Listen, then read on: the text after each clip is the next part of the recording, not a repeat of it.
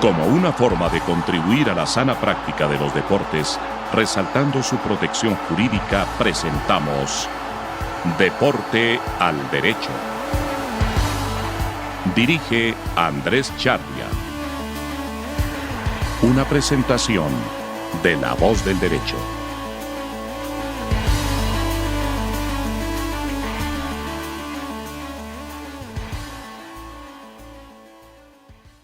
Buenos días, buenas tardes, buenas noches. Les hablamos en Deporte al Derecho, un programa de La Voz del Derecho, un programa que toca temas jurídicos deportivos. Como siempre están Rafael Alonso en La Coruña, Santiago, se me olvidó el apellido, en Medellín, Envigado, y Andrés Charria en Bogotá. Qué pena, Santiago, pero mi memoria para algunas cosas es malísima. Santiago Cadavid, sí. En Colombia, que está más lejos, pero bueno. En Colombia y tal vez en Latinoamérica llevamos unos 20 años, en Latinoamérica sobre todo, en Argentina, yo creo que más de 50, padeciendo las barras bravas, padeciendo unas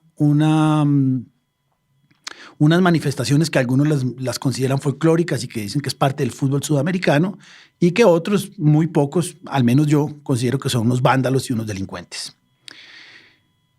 En los últimos tiempos en Colombia está haciendo carrera que los hinchas, como ya no hay vallas, y vamos a hablar un poco de eso, como ya no hay vallas, se meten al campo y hacen lo que les da la gana. Eso yo me acuerdo cuando River Plate de Argentina desciende, se meten a la cancha, suspenden los partidos. En Cali pasó ahorita en un partido Santa Fe-Tolima, y en general es como la regla general del partido. Si no hay algún incidente con lo que ellos llaman barristas, y en Argentina tiene un nombre mucho más claro, que son barras bravas, que son delincuentes. La mayoría de veces son delincuentes. Pues como que el partido no tiene sabor. En Inglaterra y en Europa, y Rafa nos comentará un poco, había una tendencia similar, sobre todo en Inglaterra con los hooligans, en el que la idea era también lo mismo, entrar a la cancha, golpear, y se llegaron a extremos como en Heysel, donde una horda de bárbaros del Liverpool tuvieron a bien a matar una cantidad importante de hinchas italianos en la final de lo que en aquel momento era la Copa de Campeones. No me acuerdo si era ya Champions o final de Copa de Campeones. Aún era Copa de Europa. Era Copa de Europa entre la Juve y Liverpool. Partido que, como ocurre en el fútbol, se jugó a pesar de tener muchos cadáveres en el propio estadio, de acuerdo con los genios de FIFA y de UEFA, porque hubiera sido peor. Poco tiempo antes hubo una tragedia de 96 muertos en una semifinal de FA Cup entre Nottingham Forest y Liverpool en el estadio de West Ham, Hillsborough, donde murieron 96 personas. Esto sí fue por una absoluta incompetencia de las autoridades en cabeza de un señor que se llama Drucker Miller, que todavía tratan de meterlo en cintura, pero la estupidez no le trajo consecuencias negativas. A raíz de estos dos incidentes, que la UEFA retira a Inglaterra de todas las competiciones europeas y en principio, afortunadamente ya no, retira a Liverpool de por vida de las competiciones internacionales, en Inglaterra la señora Margaret Thatcher, que era una mujer importante e inteligente, pues dice, si el fútbol no entra en cintura, se acaba. Acá hay rugby, acá hay cricket, hay boxeo, hay televisión. Y encarga a un señor Taylor hacer un informe, que es el informe Taylor, que es el informe que indudablemente cambia el fútbol inglés. Dice, acá hay que hacer temas de seguridad y temas de comodidad en el estadio. Y les toca a Estado, liga y equipos trabajar juntos, cosa que en Colombia sería absolutamente imposible. En España no tanto, para modificar sus estadios, pero sobre todo para modificar la cultura y crear una cultura de seguridad y comodidad en el estadio. Esto porque en derecho hay una materia importante que es la responsabilidad civil, contractual y extracontractual, que, como se lo explico a uno a los que no son abogados y a veces entran en diplomados de derecho deportivo, el que daña paga. Si yo entro al estadio, pago una boleta y salgo con un brazo partido o con un ojo morado a la funerala, como dicen los españoles, pues alguien tiene que responder.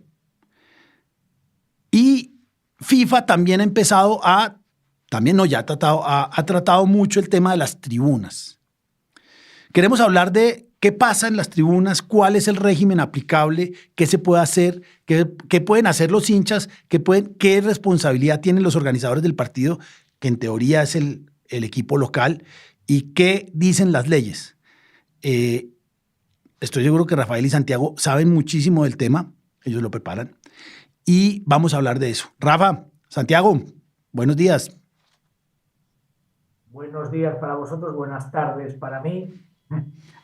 Pues sí, un tema es un tema cíclico, ¿no? Cada poco tiempo vuelve a estar de actualidad. Si no es porque se producen incidentes de violencia, pues es porque se producen a lo mejor incidentes de racismo, que también está directamente conectado. Por ejemplo, la ley española que se ocupa de estos asuntos ya lo dice en su título, es la Ley de Prevención de la Violencia, la Intolerancia, la Xenofobia y el Racismo en el Deporte. Todo metido en un mismo saco y todo con sus distintas medidas de prevención y de evitación. Pero sin duda, el resumen que tú has hecho, creo que esos dos sucesos, el de 1985 de Heysel en Bruselas, esa final de Copa de Europa, Juventus-Liverpool, y luego 1989 en Hillsborough, el estadio del Sheffield Wednesday, el partido también otra vez Liverpool contra Nottingham Forest, sí. Pues marcan el antes y el después, hasta el punto de que no solo a nivel nacional hubo reacciones, sino que hay convenios internacionales en Europa que se suscribieron sobre la materia en el mismo verano de 1985, cuando sucedió la tragedia de Heysel.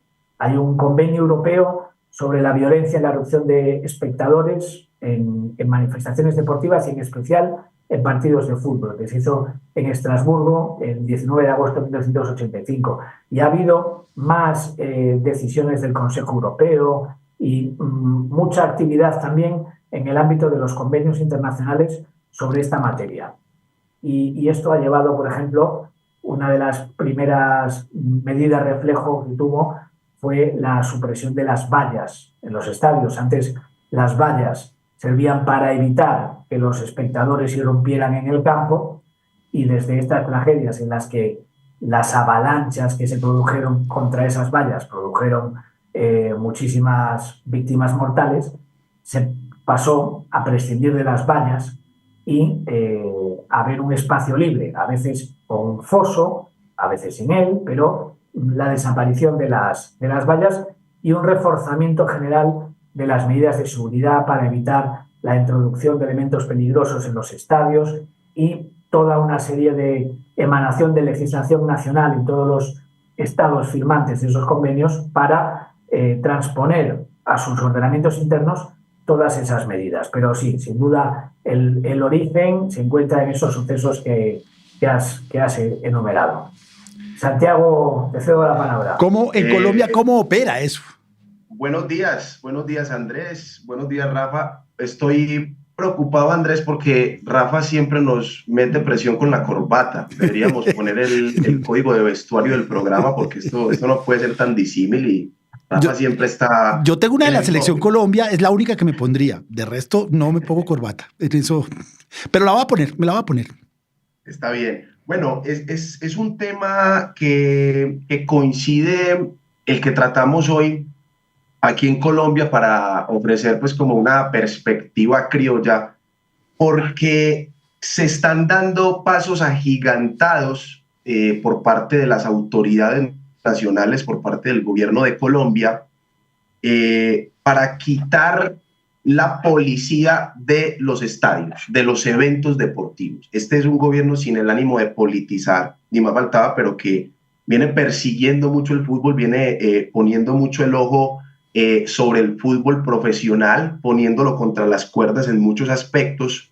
Y eso es algo que si sigue por donde va, que no veo cómo pueda frenarse, va a cambiar radicalmente pues muchos aspectos de los equipos de fútbol a la hora de organizar los eventos deportivos que son los partidos de fútbol. Eso obviamente en temas de costos, en temas de responsabilidad de usted cubrir esos eventos con seguridad privada, que es lo que se pretende, pues sin duda va a generar bastantes afectaciones.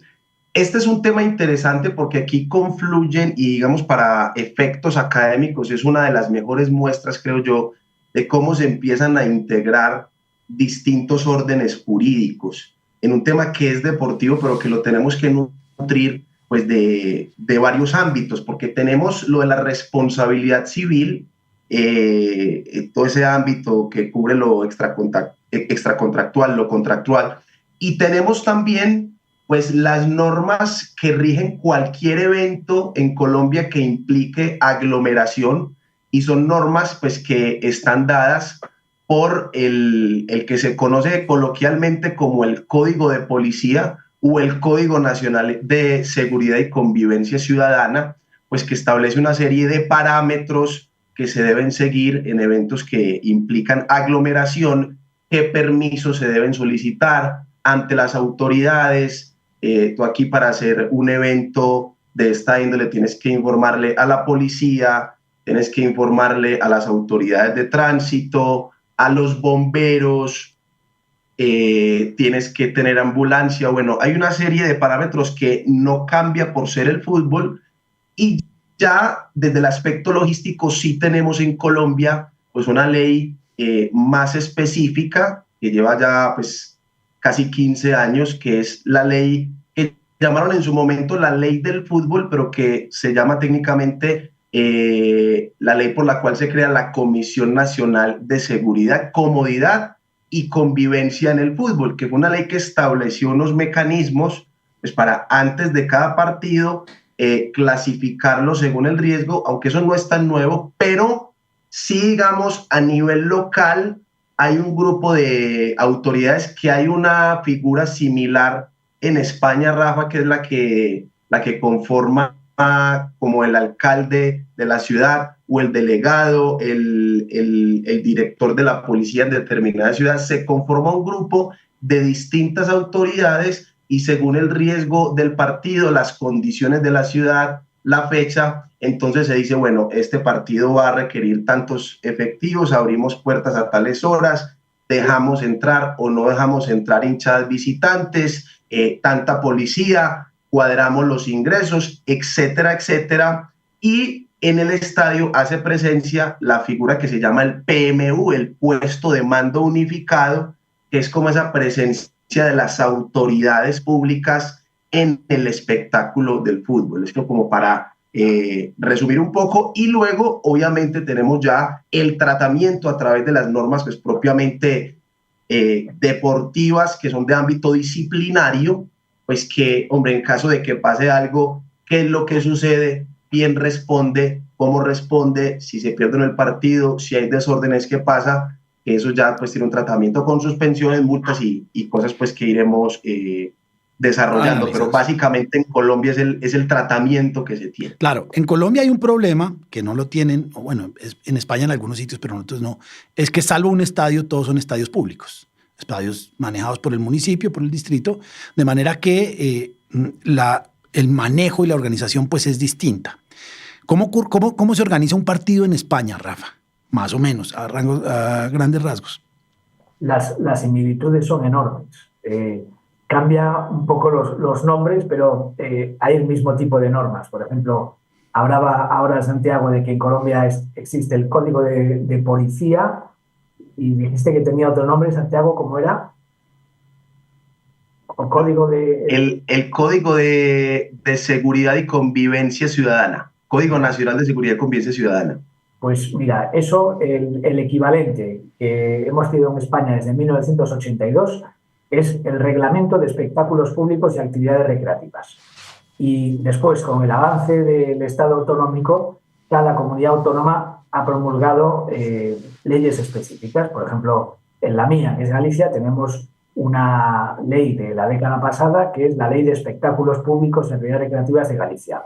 Y ahí pues se regula no solo el deporte, sino espectáculos públicos en general o actividades en las que se congrega un gran número de personas o en las que es necesario ocupar las vías públicas, etcétera. Y se regula sobre todo temas de seguridad, dispositivos de seguridad, planes de autoprotección. Todo está enfocado a garantizar la seguridad de las personas. Fíjate que hasta se regula las características de los estadios, el número de filas por asiento que puede haber, es decir, es una regulación muy, muy detallada. Y luego hay regulación específica deportiva.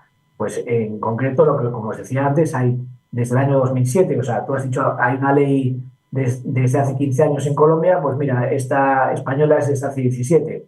Estamos ahí muy, muy parejos. Y esta es la Ley 19/2007 de prevención de la violencia, la xenofobia, la intolerancia y el racismo en el deporte. Y también tenemos ese órgano, como decías, que popularmente se le llama la Comisión Antiviolencia, pero su nombre real pues es tan largo como la ley. La Comisión Estatal contra la Violencia, el Racismo, la Xenofobia y la Intolerancia en el Deporte, en la que, como bien has apuntado, pues están miembros de las ligas profesionales, de las federaciones, de las comunidades autónomas, del Estado, de las fuerzas y cuerpos de seguridad, de las entidades locales, de representación de grupos de aficionados, y entre sus funciones tienen la de declarar aquellos acontecimientos deportivos que merezcan la consideración de alto riesgo, porque sea previsible que por el gran número de afluencia de espectadores visitantes o por los antecedentes de producción de episodios violentos cuando se enfrentan esos equipos, pues pueda ser previsible que se produzcan altercados. Entonces, se produce un reforzamiento de las medidas de seguridad con un dispositivo policial específico, con separación de aficiones rivales en distintas zonas del estadio, con un control de acceso para el estricto cumplimiento de las prohibiciones al respecto, etcétera, etcétera. Es decir, los paralelismos son absolutos. Y la verdad es que, aunque efectivamente Real Madrid y Fútbol Club Barcelona son dueños de sus propios estadios, después la gran mayoría de clubes, y más si vamos bajando ya desde la primera a las restantes categorías, juegan en estadios que suelen ser propiedad de sus ayuntamientos, que bien o los tienen cedidos o los tienen en arrendamiento, pero que son los titulares de esas instalaciones. O sea que la realidad es muy similar también a la colombiana en ese punto. Yo creo que nos separan más los nombres que los hechos. las cosas. Pero yo tengo varias preguntas. Yo tengo varias preguntas para los dos que se manejan la ley. Cuando uno entra a estudiar Derecho, en Introducción al Derecho le dicen que las leyes son eficientes en el sentido en que cumplen los considerandos. Cuando uno lee estas leyes, dicen considerando que hay que propender por la tranquilidad en el estadio, la seguridad y el no racismo. La pregunta que yo le hago, tengo la respuesta de Santiago, no sé la de Rafa. ¿Estas leyes han sido eficientes? Es decir, ¿han logrado mejorar la seguridad? ¿Han logrado mejorar la tranquilidad? Yo en Colombia no, pero no sé qué dirá Santiago. Y le pregunto a Rafa, porque pues la sensación de tranquilidad cuando uno va a un estadio español es mayor que la sensación de tranquilidad acá. Santiago. Pues, a ver, Andrés, yo creo que en algo han contribuido, pero realmente el cambio que nosotros hemos tenido aquí en cuanto a seguridad y comodidad en los estadios, porque es que, venga, hace 15, 20 años, aquí en Colombia, ir al estadio era un plan peligroso, o sea, era un plan riesgoso en todo sentido, y me refiero a lo que podía pasar, al menos aquí en Medellín en una época, lo que podía pasar en el estadio por el tema de las barras, lo que se podía generar como violencia, y luego en los alrededores, que era una alta probabilidad de que salieras del partido y te atracaran, ¿cierto? Algo que seguramente todavía pasa, pero en esa época sí era mucho peor porque no se tenía, digámoslo así, muy bien estructurado un esquema de seguridad para este tipo de espectáculos.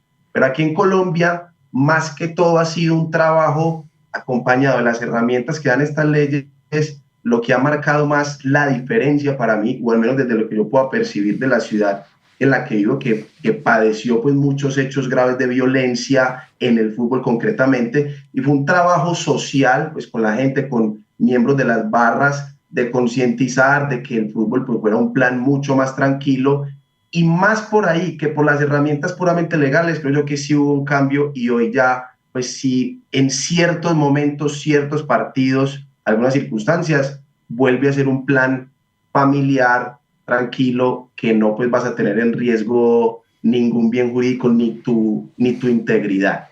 Más que todo por ahí creo yo que fueron las diferencias aquí en Colombia, o que se han marcado. En España, lo que pasa es que en España lo que yo viví es que pues nunca hubo la irrupción de barras bravas. Como acá, yo me acuerdo que yo iba a Mestalla y decían que era una de las barras más combativas.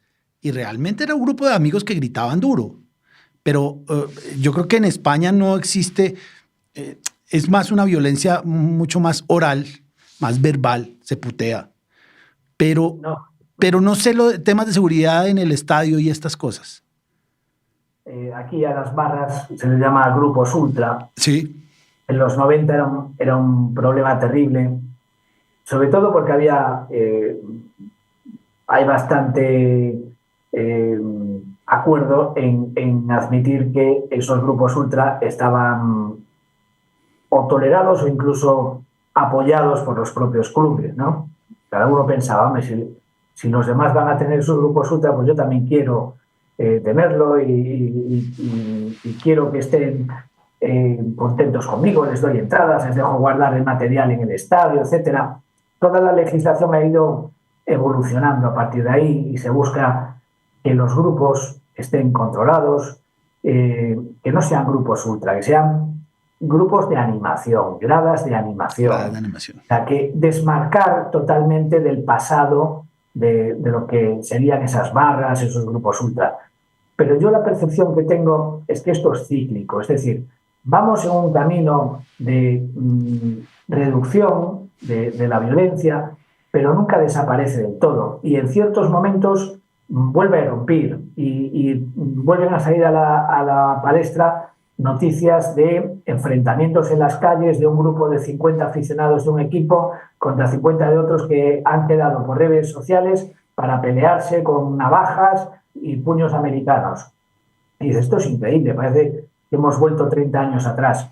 Y suceden esas cosas. Claro. Todavía a día de hoy. Y además, cuando se produce un incidente de estos, yo no sé por qué, no es aislado, sino que al día siguiente se produce otro, la semana siguiente otro, y de repente te encuentras en una vorágine de ¿pero qué ha pasado de repente? ¿No? Incluso recuerdo que cuando se unen muchos de estos incidentes juntos, dan lugar a legislación caliente. Yo lo tengo guardado como si fuese ayer, ya han pasado más de 20 años, el final de la temporada 2001-2002, que en un mismo fin de semana, cuando ya estábamos en las jornadas finales del campeonato de la Liga de Fútbol, pues en Tenerife, que estaban en una situación delicada, a la salida del partido, al Colorado Lusenholz, que era un defensa argentino. Pelirrojo, le lanzan una piedra enorme al parabrisas de su coche cuando está saliendo del estadio, que se baja y tiene una agarrada con unos aficionados.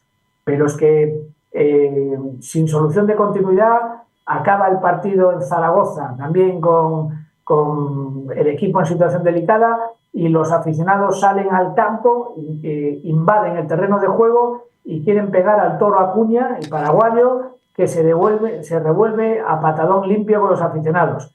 Y todo eso provoca una modificación exprés de las leyes. Se incluye un nuevo delito de desórdenes públicos que incluye los incidentes que se produzcan dentro y en los aledaños de los recintos deportivos o en los medios de transporte que conducen a ellos.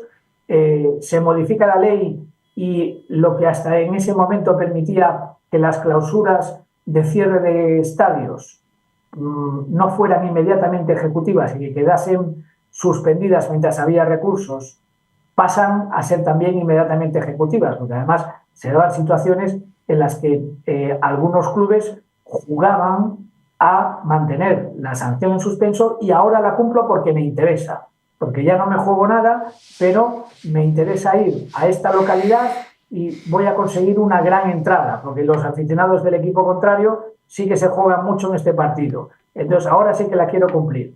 Bueno, pues todo eso se produjo en caliente, esas modificaciones legislativas, por un cúmulo de circunstancias que se produjeron en un momento dado. Entonces mi percepción es esa, que resumiendo, sí que vamos en la reducción, pero tenemos altibajos. De hecho, este mismo fin de semana hemos tenido 2 episodios de racismo en el fútbol español, uno en la primera categoría, otro en la tercera, y bueno, es algo que no desaparece así de repente, sino que es algo cíclico, que cada cierto tiempo vuelve. A mí hay un tema que me parece odioso y que en Colombia hizo carrera por Argentina, y es que no puede haber hinchas del equipo visitante. En Argentina ya hace muchísimo tiempo, y eso es una demostración de la incapacidad de las autoridades para garantizar la seguridad en el estadio. Es más fácil vender el sofá, lo que siempre hemos dicho, es más fácil sacar a uno de los 2 rivales y así no habrá peleas. Igual así, los energúmenos pelean entre ellos mismos para no perder la costumbre. Pero primero, siendo estadios del Estado, me parece que esa es una discriminación. No me parece que esté muy adecuada a la ley. No es mi casa, es un estadio del Estado. Pero oí hace muy poco que en una Champions o en una competición europea no dejaron entrar a los hinchas del Sevilla a un estadio francés. Sí, es cierto, también por unos incidentes, creo que era el Lens. El Lens, sí, no sabía si era Marsella o Lens. Los propios aficionados ultras del conjunto francés presionaron para que sí se permitiera, y Sevilla presentó con ayuda de grupos franceses unas medidas cautelares ante los órganos competentes franceses y le dieron la cautelar y pudieron asistir al estadio sus aficionados. Pero ha pasado también en otros países europeos, que de repente pues una medida legislativa express y prohíben la venta de entradas a público visitantes. Es bastante habitual. Sí, pero eso es una demostración de la incapacidad de las autoridades. ¿En Colombia cómo funciona, Santiago? Y también, pues, no, aquí depende del partido, porque digamos hay dos situaciones distintas. Una es que no puede ingresar hinchada visitante, que donde se supone que ni siquiera un hincha encubierto, que uno que otro se cuela, pero ni siquiera un hincha encubierto puede ingresar, o sea, exclusivamente aficionados del equipo local. Hay otra situación que me parece a mí que es una torpeza, y es cuando dicen, no se prohíbe el ingreso de la fanaticada visitante, lo que se prohíbe es el ingreso de barras organizadas. ¿Esto de qué depende o en qué va? De las recomendaciones que den las autoridades locales con base en antecedentes. Hombre, si hay un equipo cuya barra pues viene generando desmanes en otros estadios, pues no la traiga aquí. Eso depende caso por caso. Pero entonces, si usted permite hinchada, pero lo que no permite es barras organizadas o personas con elementos alusivos al equipo visitante. ¿Por qué digo que es una torpeza? Porque, hombre, es más fácil controlarlos si usted lo tiene debidamente sectorizados y si los tiene a todos juntos. Porque si les prohibís entrar como barra, igual van a entrar, igual se van a hacer presentes, igual se van a ubicar en los sitios de las gradas donde siempre se hacen, pero como no tienen los elementos distintivos, son más difíciles de poder detectar y por ende controlar. Entonces, esa segunda situación, que aquí les encanta hacerla y siempre suele ser recomendación de la policía, creo que no contribuye al debido control. Pero son esas situaciones, cuando es hinchada como tal que no puede y cuando es barra organizada o con elementos alusivos. Bueno, vamos ahora a la parte deportiva porque esa también es importante y sobre todo las sanciones. Acá las sanciones son de risa porque yo creo que van a llegar un momento en que van a sancionar tres asientos, 3 sillas. La regla general, y yo siempre lo he pensado, es si a un jugador lo expulsan, le prohíben jugar la próxima fecha, no puede jugar. Es así de sencillo. Y esa es la fácil. Pero empezamos a cambiar y empezamos a ver que él no puede, empieza a hacer, lo puede hacer, pero incómodo. Cuando ya ha cambiado un poco, pero antes cuando expulsaban a un director técnico, lo que le decían es, usted no puede dirigir en el banquillo, pero puede dirigir atrás y puede dirigir dando alaridos desde la tribuna. Entonces sí podía dirigir. Dirigía incómodo. Yo me acuerdo una vez hace mucho tiempo que con 4 amigos, casi nos matan, pero se logró. Nos hicimos atrás de Maturana, de Nacional, que estaba expulsado y no lo dejamos dirigir. Gritábamos más que él, pero estaba dirigiendo. Siendo expulsado, está dirigiendo. Pero ahora vienen las sanciones por temas de público. Entonces, en principio, las sanciones, estadio a puerta cerrada. Pero ha empezado a cambiar. Entonces ya es estadio. Ya, por ejemplo, hay una que me llama mucho la atención, que la vi la semana pasada. Es que las barras no pueden entrar banderas. Eso no tiene nada que ver. O vamos a clausurar media tribuna, un cuarto de tribuna. Entonces, lo que para un jugador es claro, si a mí me expulsan, no juego, no es que no pueda jugar con guayos, o solo le puedo pegar con la izquierda si soy diestro. No, es que no puedo jugar. No es que él pueda jugar incómodo. Las sanciones que hay y quiero hablar de responsabilidad objetiva en tema para el organizador del partido, las sanciones que hay acá, cada vez son más divertidas. Y va a llegar un momento en que van a sancionar 3 o 4 filas de asientos y el resto de la tribuna va a estar. Pero, Rafa, el tema de la responsabilidad objetiva del organizador del espectáculo, ¿cómo funciona en España? Si hay responsabilidad objetiva, lógicamente. No puede haber responsabilidad objetiva. Hay sentencias del Tribunal Constitucional desde el año 1990.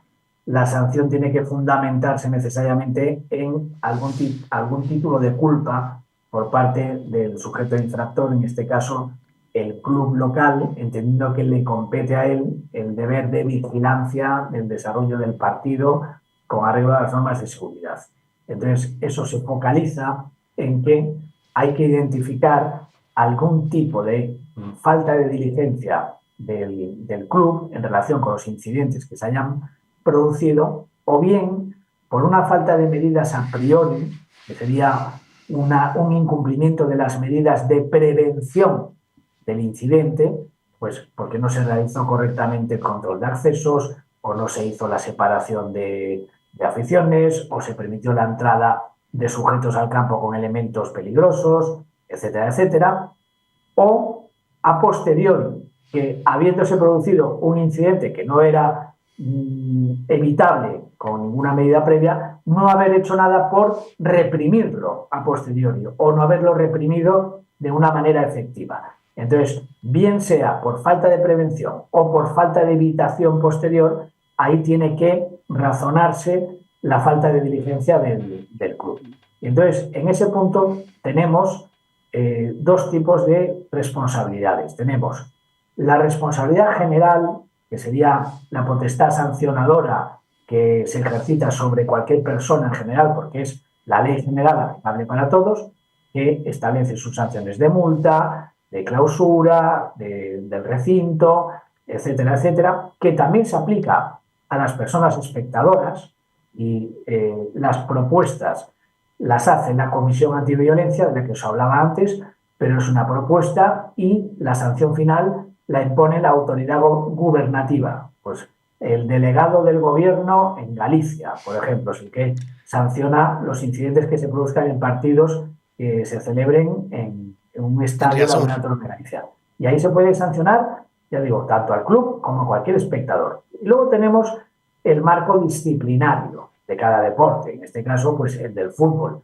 Pues si es una competición de ámbito estatal, se aplica el reglamento disciplinario de la Real Federación Española de Fútbol, con las sanciones que se pueden poner a los clubes en los casos en los que se aprecie esa culpa por falta de prevención o de evitación de los incidentes, y que también tienen sanciones de multa, sanciones de clausura del recinto deportivo durante X partidos, es decir, no pueden jugar en su estadio, tienen que jugar en otro estadio y a una distancia X del suyo, o celebración de partidos a puerta cerrada, que implica que se juega en su propio campo, pero no entra nada de público, como si volviéramos a los partidos de la pandemia, o bien, como tú apuntabas ahora, Andrés, cuando los incidentes han producido en un sector perfectamente identificado de las gradas, pues el cierre parcial de esos sectores. Pero efectivamente muchas veces se ve que esas medidas no son efectivas si se permite que las personas que iban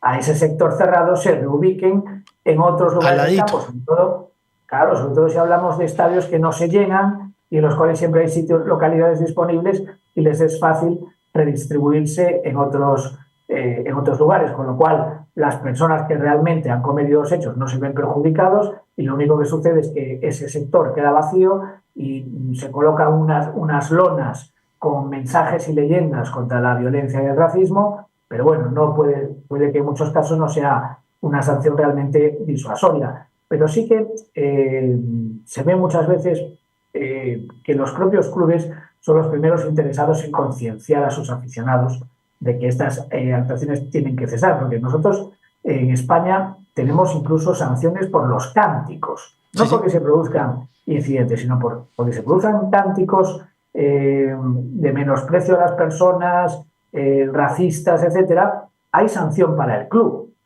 Y recuerdo un caso del Athletic Club que en los 6 primeros partidos de liga había sido multado en 4 de ellos. Entonces, en la propia página web le pedían encarecidamente a sus seguidores que dejasen de entonar esos cánticos porque estaba siendo una sangría económica para el club. Pero repito, Rafa, y vuelvo a hacer la pregunta, ¿aún en temas disciplinarios deportivos no opera la responsabilidad objetiva? No. No podría. Es decir, tú puedes decir que en la práctica para ti es una responsabilidad objetiva. Pero por lo menos no la dicen. Pero sobre la práctica lo es. Y razonado. Es desligarse también. Sí, pero claro, es decir, el razonamiento jurídico de la sanción que se le impone no se justifica en una responsabilidad objetiva.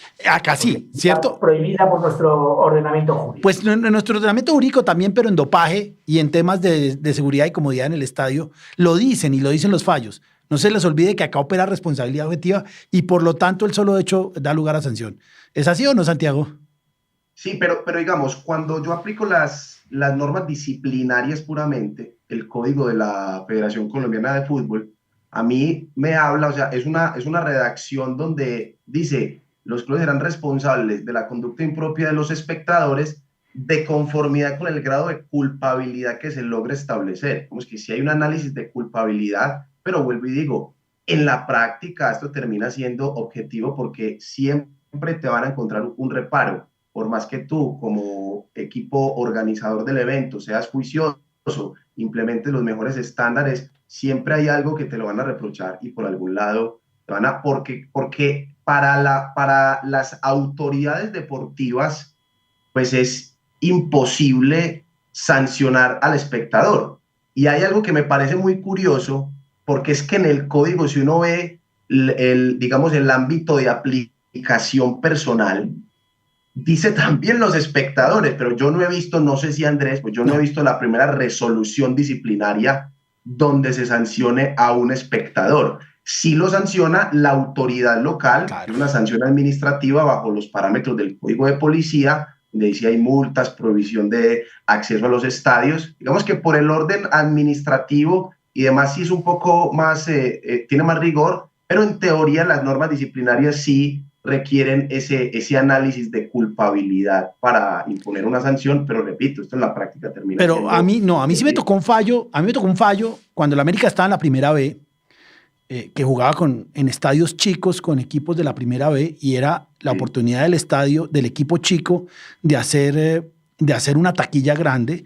Me acuerdo que en Villavicencio fue a América a jugar y obviamente había el estadio, me voy a inventar los números, pero eran por ese estilo, había 8,000 espectadores, el estadio era capacidad de 8,000 y le pusieron unas tribunas móviles y entraron 12,000 en Villavicencio. América fue con un delegado y su cuerpo técnico y obviamente los hinchas del América en una explosión de furor y de fervor saltaron a la cancha en Villavicencio, donde la directiva de América no conoce a nadie. Lo único que tenían era que tenían todos camisetas del América. Pues la DIMAYOR sancionó y además en el fallo dicen, acá opera la responsabilidad objetiva al América por por los disturbios que causaron sus seguidores. Lo que nosotros decíamos es posible que lo pueda, es posible, es difícil, pero es posible que lo podamos controlar en Cali, es la primera. De pronto en Bogotá, pero el deber de vigilancia que puede tener un equipo en una ciudad bastante alejada de su sede es alta. Y ellos nos dijeron tranquilamente, acá opera la responsabilidad objetiva. Si un hincha del América se mete a la cancha, hay sanción. A lo que nosotros decíamos, pero es que es una obligación de imposible cumplimiento. No sabemos quiénes son. Uno conoce los equipos y sabe que es posible, teniendo muy buenas relaciones con los jefes de las hinchadas, controlar la barra en Bogotá. Y estoy hablando de los equipos de Bogotá y seguramente en Medellín. Pero lo que pasa en Bogotá de la hinchada Nacional o lo que pasa en Villavicencio con una hinchada que seguramente iba de Bogotá o del mismo Villavicencio a la América, pues me parece que no. Pero digamos que hay muchísimo más para hablar, hay muchos temas. Yo creo, y en eso estoy de acuerdo con Rafa, lo que pasa es que nosotros todavía estamos subiendo. Rafa, bueno, también están empezando a aparecer incidentes en España. Yo creo que nos falta mucho. Yo creo que la meta, cuando uno lee, oye y ve el deporte americano, entiende cuál sería la meta. Es que la gente puede ir a ver partido de fútbol, a comer y a pasarla bien. A que no haya la más mínima posibilidad de que su integridad personal, en el béisbol, salvo que le den un pelotazo, que eso sería un tema muy interesante para tratar, salvo que le den un pelotazo, pues no puede pasar nada.